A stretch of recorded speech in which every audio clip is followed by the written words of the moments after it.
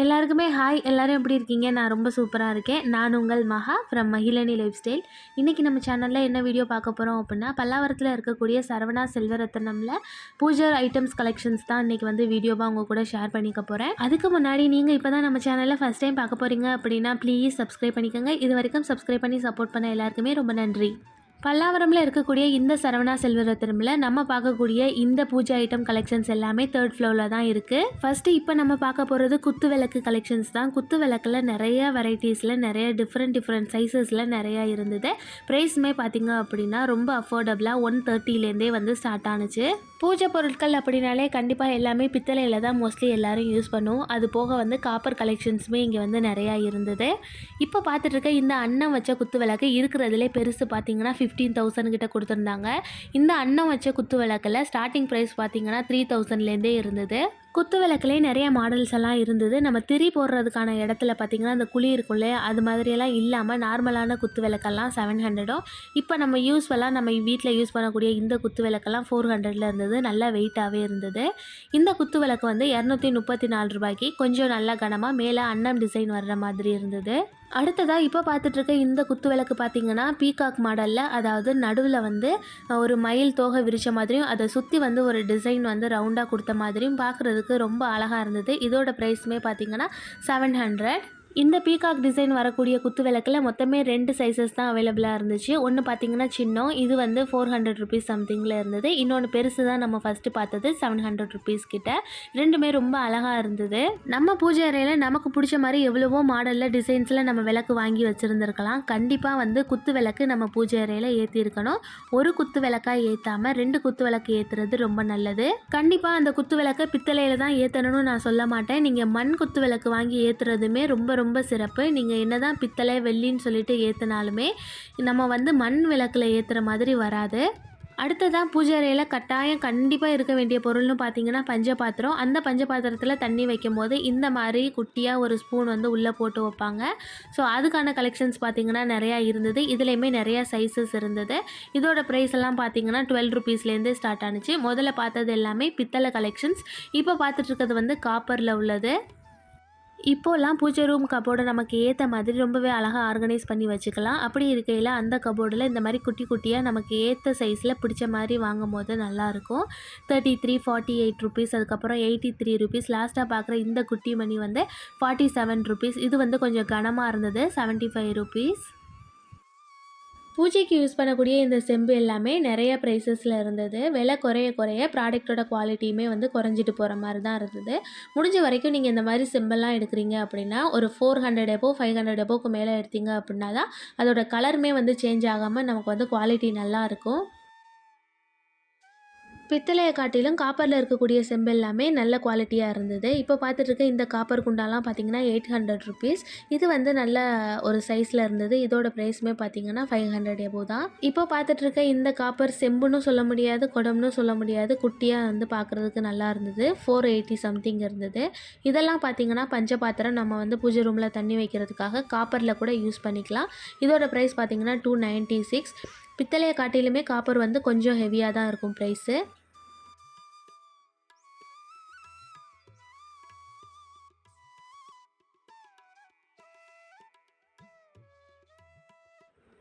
இப்போ பார்த்துட்ருக்க இந்த விளக்கு தான் பார்த்திங்கன்னா தாமரை விளக்குன்னு சொல்லுவாங்க, அதாவது லோட்டஸ் தியா.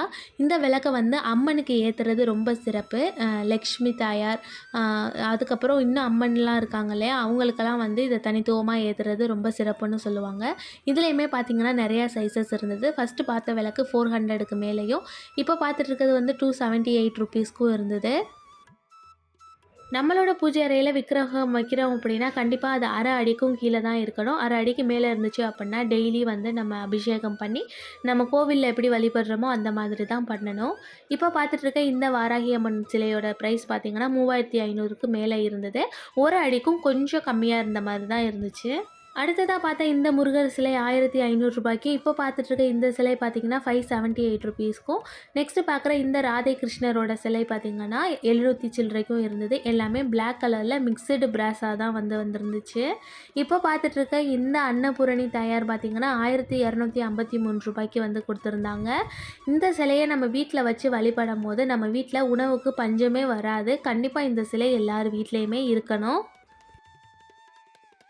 இப்போ பார்த்துட்ருக்க இந்த விளக்கு பார்த்தீங்கன்னா குபேரருக்குனே தனித்துவமாக ஏற்றக்கூடிய விளக்கு. இதில் வந்து நிறையா சைஸஸ் இருந்தது. ஃபஸ்ட்டு பார்த்தது வந்து 216 ரூபா. இப்போ பார்த்துட்ருக்க விளக்கு வந்து 285 ரூபாய்க்கு இருந்தது. குபேர விளக்கில் ஸ்டாண்டு வச்ச மாதிரியும் இருக்கும், ஸ்டாண்டு இல்லாமல் நார்மலாக உள்ள விளக்கும் இருக்கும். அப்படி உள்ள விளக்கை கீழே வைக்காமல் கீழே பிளேட்டு வச்சு வைக்கிற மாதிரி தான் நம்ம வந்து சாமிக்கு விளக்கு ஏற்றணும். இப்போ பார்த்துட்ருக்க இந்த விளக்கு வந்து கொஞ்சம் டிஃப்ரெண்ட்டாக இருந்தது. நம்ம துணை விளக்காக வந்து இந்த விளக்கை ஏற்றி யூஸ் பண்ணிக்கலாம். இந்த விளக்குமே பார்த்திங்கன்னா தாமரை விளக்கு தான். நம்ம இதுக்கு முன்னாடி பார்த்தது நல்ல ஸ்டாண்டு வச்சு அகலமாக இருந்தது. இப்போ பார்த்துட்ருக்க இந்த விளக்கு பார்த்திங்கன்னா நல்ல குட்டியாக காம்பேக்டாக அழகாக இருந்துச்சு பார்க்குறதுக்கு. இதுலேயுமே நிறையா சைஸஸ் வந்து இருந்தது. இப்போ பார்த்துட்ருக்கிறது பார்த்திங்கன்னா 300 ரூபா. இந்த விளக்கு இல்லாமல் நம்மளோட பூஜை அறை வந்து முழுமை பெறாதுன்னு தான் சொல்லணும். இப்போ பார்த்துட்ருக்கிறது பார்த்திங்கன்னா அஷ்டலக்ஷ்மி விளக்கு. இதோட ப்ரைஸ் பார்த்திங்கன்னா 759 ருபீஸ்.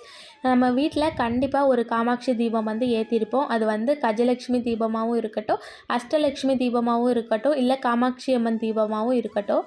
இதில் கண்டிப்பாக ஏதாவது ஒன்று நம்ம பூஜை அறையில் வந்து ஏற்றி வழிபட்டிருப்போம். இதோட ப்ரைஸுமே பார்த்திங்கன்னா 824 ருபீஸ். இதுலேயுமே குட்டியான விளக்குலேருந்து நல்ல பெருசாக அகலமாக இருக்கக்கூடிய விளக்கு வரைக்குமே இருந்தது.